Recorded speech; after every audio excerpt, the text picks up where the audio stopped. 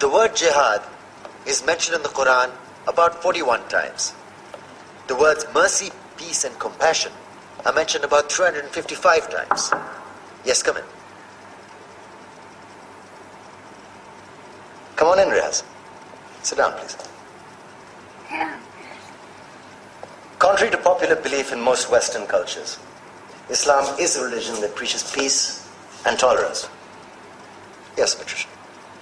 If Islam truly is a religion that preaches peace, then how come the world's most troubled spots, the West Bank, Afghanistan, Pakistan, Iraq, they're all plagued with Islamic terrorism? Well, that depends on your definition of terrorism. Some might argue that the U.S. invasions of countries like Iraq and Afghanistan are also acts of terrorism. No, those were acts of war to get rid of despotic regimes. Or means of getting at a country's oil.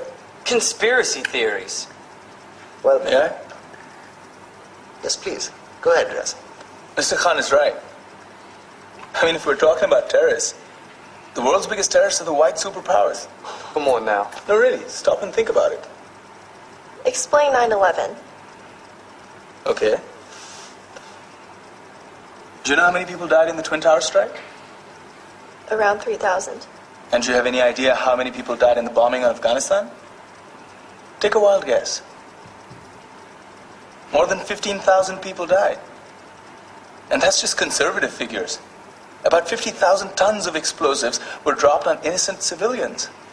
Men, women, children. Yeah, but that was because of the Taliban. Now that you brought it up, did you know that the Taliban was a creation of the CIA to fight the Russians? Whatever. They were still harboring terrorists. Yeah, right. Terrorists that were never found. Just like the weapons of mass destruction that were never found in Iraq. Do you want to get into the death toll in Iraq? 500,000 civilians and counting. And what do Britain and America say when they don't find these weapons? It's simple. They just say sorry. And still refuse to relinquish control of these countries. What are you trying to say? What I'm trying to say is that just because you're American, wear a fancy suit, and call yourself the president, doesn't make you any less of a terrorist. I'm saying that if you don't stop meddling in other people's countries, you will face a backlash. If Muslims like you feel that way, then why don't you get out of our country? We will. As soon as you promise to leave ours.